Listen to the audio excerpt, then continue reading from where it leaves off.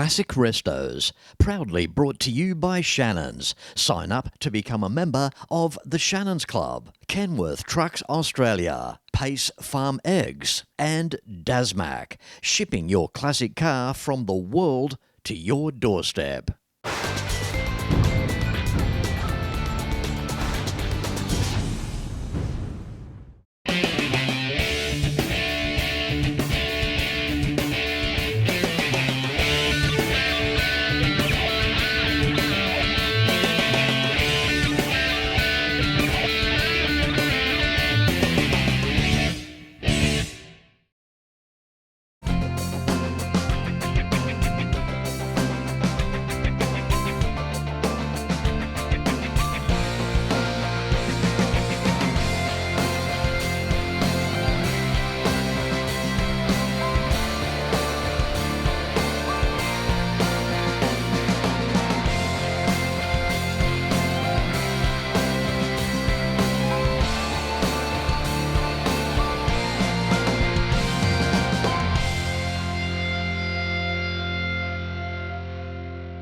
Moving through as we do here at Carlisle, Butch Leal is known as the Californian Flash, and for good reason. Butch is one of the few racers who ran in numerous classes and he won. What's better, Butch is here this year with his 1965 Plymouth A990 HEMI car. Here we go with Butch Leal, 81 years of age and still rocking it. How you doing, sir? I'm doing great, and it's wonderful to be here in Pennsylvania for this one of the biggest Chrysler shows of every year, once a year. And you know, I drove Chryslers and also Chevys and Fords, and I'm partial to the Chryslers actually. And I won a lot, and you know, world champion with the Chryslers, and they're pretty important to me. I had my driver's license in California when I was 13. The reason being that my dad was in the trucking business, so they would allow me to have driver's license back then because I had to take the hay loaders and stuff and drive them. And so I went to DMV back then, and they gave me driver's license. So I always loved cars. Yeah. And I built Model A's back then, hot rod. I grew up in American Graffiti, so people know about that, I'm sure, in the world. And it was hot rods, movies, and girls. That's the way that went. In no particular order. You've been so successful, Butch. Whether it be, look, you're a 12-time NHRA winner, or in the champion as well. Right. It doesn't matter. It seemed as though what you turned your hand to, you were successful. You've done super stock, funny cars. You've modified. You've driven in all the classes, right? Right. Yeah. I you know, it's what made you win all the time? I guess I can say it was my life. It was my business. I didn't want to get in the trucking business with my dad. I hated to smell diesel fuel. And so I left when I was left my family, mother and dad, when I was like 17. Yeah. And my dad said, "You won't be worth a damn, make any money." Well, I proved him wrong. So the release of the race HEMI in 1964, tell us, what was it like as a young guy, thundering down the quarter mile for the first time when you drove one of those HEMI cars? Oh, back in those days, like 64, I ran 1090s with my Thunderbolt, and it was the fastest Thunderbolt. I won Indianapolis in 64 with it. So now I go to the HEMI, and the first run on the car, it ran 950. And then it ends up running 960s. And I went, that's crazy, you know. When I seen the engine itself, I went back to Detroit. Yep. Here this thing is, it's got heads like this, that long, and rocker arms are different than anything I'd ever seen. And I went, I'm gonna like you. Yeah. And that's what I like doing, is doing the engines. Yeah. And Butch, prior to the HEMI, you were using the Ram Chargers and possibly, the 413s before that? I didn't mess with that. No. Okay, I had a 409 back then. I was a Chevy guy in those days. Yep. And I never forget, I had the Thunderbolt. It was fast. The Ram Chargers, everybody knows about the Ram Chargers. This Dodge comes up. I put it in high gear. it drove around me so damn fast. I had to have a damn Chrysler. I never, nobody outrun me. This thing drove right around me. I went, what is that? Describe the car. What were they like as cars? Did you enjoy driving them? Oh, absolutely. I love driving the cars. One thing about myself personally, I never felt the speed. Some people feel the speed. I go 200, never bothered me a bit. But you understand, in my body, you felt how quick you got there. And that's what I was interested in. That's what a quarter mile was about. So, just quickly before I let you go, what year was the car behind us restored? well, this is a 65, 1965. I had the original one from Chrysler. They built it for Super Stock. Yep. I won Indy with it. Then we raced Pro Stock came about. Well, they kept putting weight on the HEMI, NHRA, the organization. Kept putting weight on us. Well, Chrysler got upset about it, like horse racing. I went, that's not right. The Chevys got run light, and we had to put weight in them. Well, that slows the cars down, of course. And I went, and they got mad, upset. They pulled the plug on us. I was a paid car from Chrysler to run Pro Stock. They said, okay, so they just pulled out of Pro Stock. Well, now I'm pretty upset. That was a good living for me, and that's what my life was about. And so they decided to, Sox and Martin, they built an A car, a Barracuda. This is a B car. It's like almost 300 pounds heavier than the A car. And Dick Landy did the D car. They only kept 3 of us. And well, naturally, I did it. I didn't want to. What was your last year of racing? 1991. I ended up 5 years in a row in Pro Stock in the 80s. I was the quickest driver on the starting line for 5 years in a row. Well, then all of a sudden that started fading away. I couldn't see anymore. I couldn't see inside the bulb. I could see inside the bulb. And, your eye, you get old, and that's what happens. But I wasn't going to let anybody get a reputation off of me, so I quit. Well, Butch, I want to thank you so much for your time and being an integral part of making the Carlisle Nationals for 2025 as mighty this year as it is, and of course in celebration of 100 years of the Chrysler Corporation as well. Isn't that something? It's wonderful to be here with the A990 car and to bring it back. It was obviously one of the faster than the speed of sound. They told me to take the car when I ran it, put it in my truck and hide it. It was so fast. Thank you very much, Butch. Okay, buddy. Thank you very much, Fletch.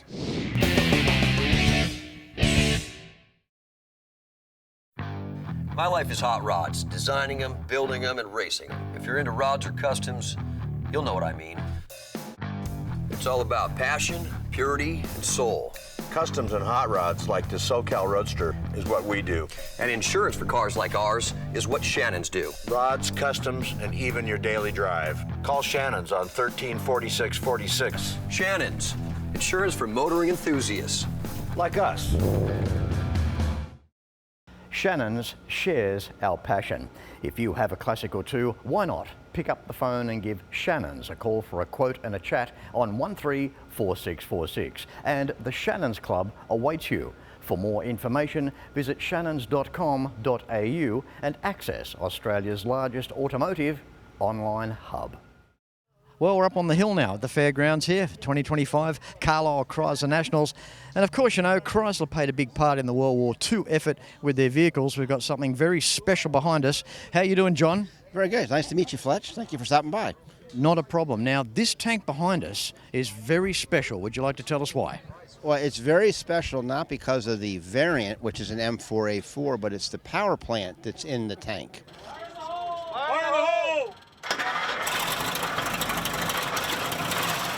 This has the Chrysler A57 multi-bank engine, which is 5 Chrysler flathead engines that are assembled into a star configuration.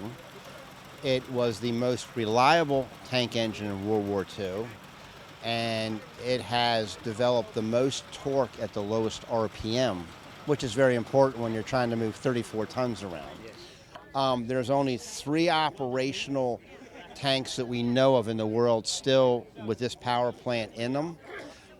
This tank has got a little movie provenance to it. It was in the movie Fury. It was Murder Inc. If you ever watched that, it's the one that had the turret blown off of it because you couldn't kill Brad Pitt, who was in the lead tank. So this tank was built in September of 1942 for the U.S. The U.S. Army did not, they used them for training. They did not like them. They preferred the GAA power plant, the Ford, the 1,100 cubic inch aluminum V8. So this was turned over to the British. After the war, this went out to Salisbury Plain. It was a target with 2,500 M4A4 Shermans. And 2000, 2001, a gentleman by the name of Adrian Burrell recovered it and spent the next 10 years restoring it back into its original condition. The interior was completely gutted, and it's back in its original configuration. Now, this tank we don't call it a trailer queen. It is used. We like to show it as you would see it in theater. So it's scuffed up, it's a little dirty inside. What sort of cubic inch capacity are we talking here and horsepower? We're talking 1,153 cubic inches, 425 horsepower, and 1,050 pound-feet of torque at 900 RPMs. This is an excellent example of where horsepower is and everything, but more so in this case torque. Well, we tell people horsepower is how fast you hit the wall. Torque's how far you push it. Yeah. And this would push the wall. I know. Yeah. Take the wall out. Okay, John, how cool is this? We have a 1951 HEMI here, used in 1952 as an air raid siren. Yes. Tell us where they were used. So they were deployed all over the U.S. And remember, we were in the Cold War, the midst of the Cold War. Everybody was worried about a nuclear attack, also civil defense. And that's what this was designed to do, was to warn the public. Now you got to remember, this is before the internet, before cell phones, okay? And this is how you warn the public that something was inbound. I heard a long time ago that apparently the range or the sound could go up to 20 miles. That's correct, because when Frank fired this up yesterday, all of Carlisle heard it. What an absolute treat on this very special episode of Classic Restos to feature Frank Rhodes, the great-grandson of Walter P. Chrysler. And he played a big part this weekend. And this here behind us is Frank's. It is. Yes, it is. And because we're here is because of Frank. It's been awesome catching up with you, John. Thank you. Thanks for coming by, Fletch.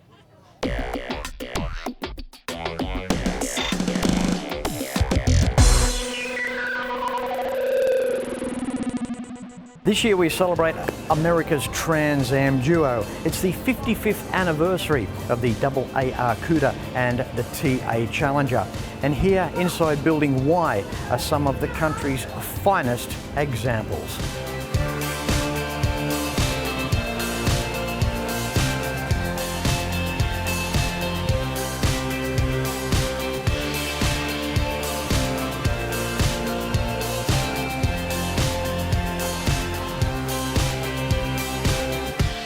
Inside Building T now, and this building has always been a personal favourite of mine here at Carlisle events, and the theme for this year is for the cars inside here to resemble a 3-day Chrysler museum. Inside here you'll see some of the coolest Mopars on the planet, with basically anything under the Chrysler umbrella being allowed. And while that still holds true this year, spotlight is on as many milestone vehicles as possible that change Chrysler and the automotive landscape. How you doing, Randy? Very good, Fletch, thanks. That's the way. Well, look, your car here, this 1970 Imperial, has really made the grade, in my opinion. It's absolutely outstanding, as is every vehicle inside here. You could almost be blindfolded and say, I'll interview that one behind me, and you won't go wrong. Incredible car. You don't often see a full-size C-body, 4-door car restored to this level. Right, that's correct. As far as I know, it's the only one on the planet for the fuselage era. Yeah. So, as far as I know. So there's a reason why I've leant towards you, because this level of restoration can often go to a higher ticketed car, like a performance type car, like a Charger or a Roadrunner. But to do this to the upper echelon, the banker's hot rod, so to speak, I think that's pretty cool. Yeah, I agree. It was really kind of a dream of mine for years. I spent about 10 years looking for one to restore, and it had to have everything. It had to be nice. Everything had to be there. It just had to be totally workable. I didn't want to have to look for anything, and this was it. You're still getting a great car. You're still getting a 440. You're still getting a 727 torque flight, 8 3/4 rear. You're still getting the good drive line, and best of both worlds with that luxury. Have a go at the interior. If that is not one of the prettiest interiors for 1970, even pillows up on the where the turret comes down, there's pillows there to rest your head for when you're sitting in the back. Yep. Yeah, they're unique. I just always loved them. Everything about luxury cars I was always impressed with, I think when we look at this car, it's suddenly 1970. I think we wind the clock back, we're looking at a brand new car. Yes, we made a point of it looking like it was showroom, absolutely. Randy, it's been a pleasure. Thanks for catching up. Yes, thanks, Fletch. Appreciate it. That's okay. Thank you. I love your 1970 Imperial, and you've certainly done Building T proud this weekend. Thank you. Thank you very much. Cheers.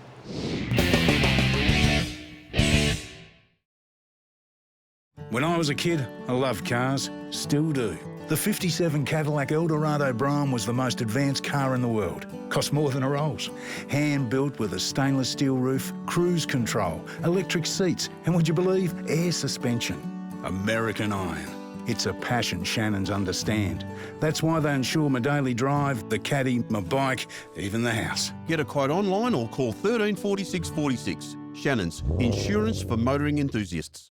Your story began in 1971. It's part of an endless tapestry that tells the story of our nation.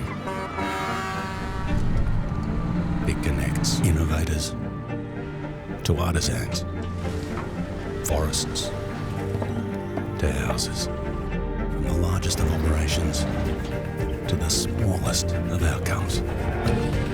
It's heritage. It's a legacy. The Carlisle Ford Nationals have traditionally held a vehicle parade through Carlisle on the Saturday night. Now, for the first time ever, Carlisle Events and the Downtown Carlisle Association present a Chrysler exclusive parade as a part of the Chrysler Nationals weekend. They're not going to park up. We can just enjoy them in their natural habitat, rolling through downtown.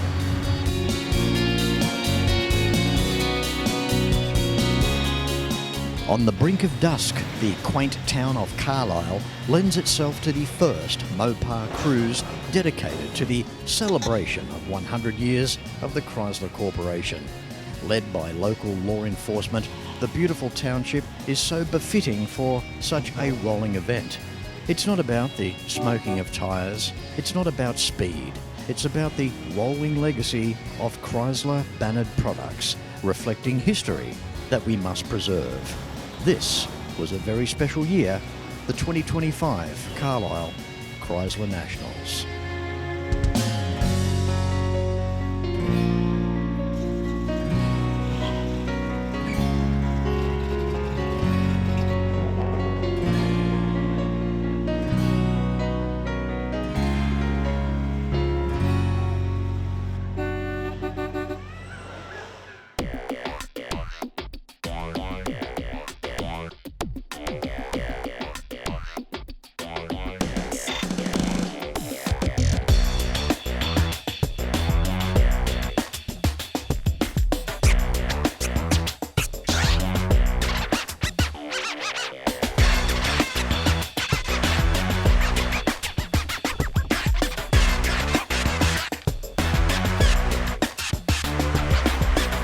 If there's one place that is a must-see at the Carlisle Chrysler Nationals every year, it would have to be the Mopar Survivors Tent. How you doing, Michael? I'm doing great, Fletch. That's the way. Thank you very much for coming along. A beautiful original car, 1960 Chrysler Windsor. This car, look, every car in here is incredible. Original cars under this big tent here. But 7,600 miles? Yes. The lady that had it got scared of it because it's such a long car, and she parked it in her garage and never drove it. It's just amazing. You wonder the walks of life that people are from to buy a brand new vehicle and do that. And not just a brand new vehicle, but a Chrysler Windsor. But having said that, these were the base models, weren't they? Yes, it was the entry-level Chrysler for 1960. And as a car, describe it to us. Michael, what's it like? It's a time capsule from 1960, the space-age styling with the tail fins and the boomerang taillights and big V8s that they had back then. They weren't worried about gas mileage, just performance and looks. Gas was cheap. Yeah, it was probably 20 cents a gallon back then. I read in a motor magazine once upon a time, that was written over here in the United States, and the particular car that was getting reviewed, it said that the front seats weren't that comfortable, but that was never a problem because you were never in them long enough because you had to get out and go to the gas station. That's more than likely true, yes. It's got a 23-gallon tank. It gets about 14 miles to the gallon, but that's not what you're concerned with on this car. Now, this particular car as well, we're looking here at original tyres on the vehicle from new. Yes, I assume they just never drove it enough to need to change the tires. I don't drive those tires. They're just here for the show. I have other modern-day radials I put on to drive it around to local car shows. What are those original tyres like, Michael, if you do drive down the road? Do they feel like wooden blocks? Yes, they're flat-spotted in every way imaginable. When we stand at the front fender, look up that side profile. It looks like that the wing, it's just going to keep on going.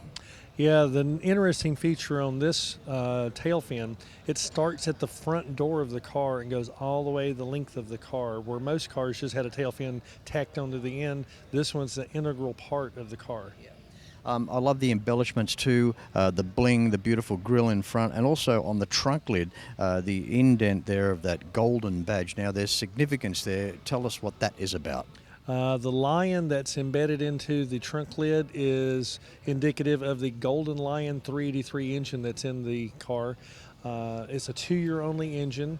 It's a raised block 383, similar to the 413 and the 440. It had the longer stroke, which yielded 410 foot-pounds of torque in this year. It's amazing, 1960 running a 383, well-powered cars. These were vehicles that, well, they could do the ton in the old scale.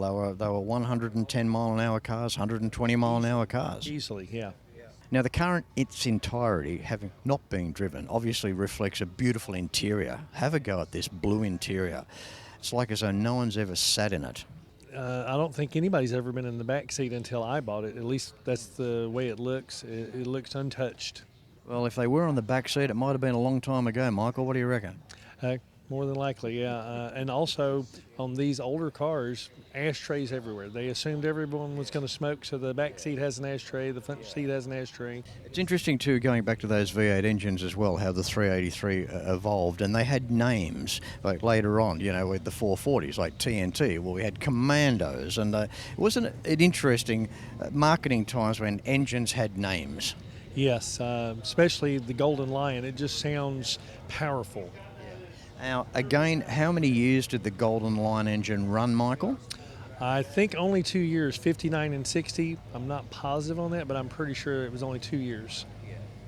Okay, Michael, thank you very, very much. Time's just about out for the episode. It's been a huge 3 days here at Carlisle for 2025. Thank you for bringing the 1960 Windsor along here to the Mopar Survivors tent, doing it proud. And as I said earlier, this is one tent every year you cannot miss. Thank you very much, Michael. Thank you, Fletch.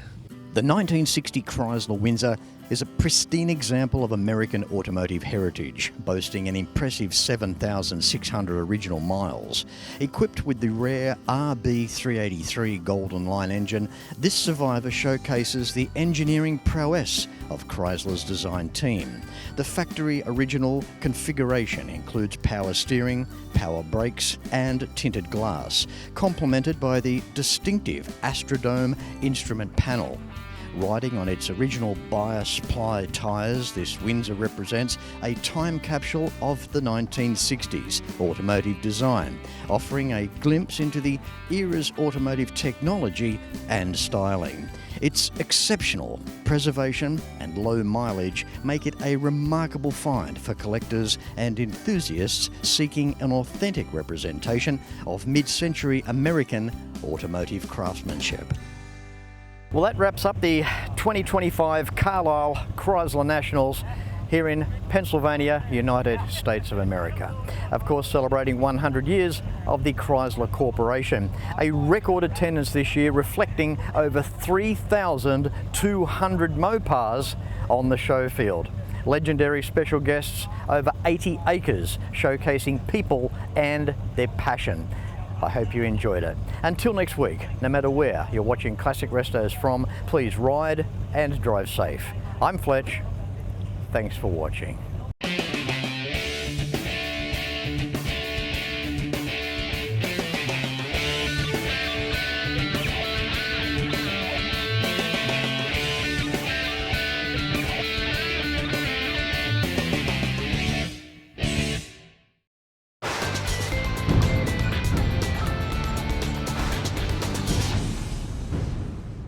Classic Restos, proudly brought to you by Shannons. Sign up to become a member of the Shannons Club, Kenworth Trucks Australia, Pace Farm Eggs, and Dasmac, shipping your classic car from the world to your doorstep.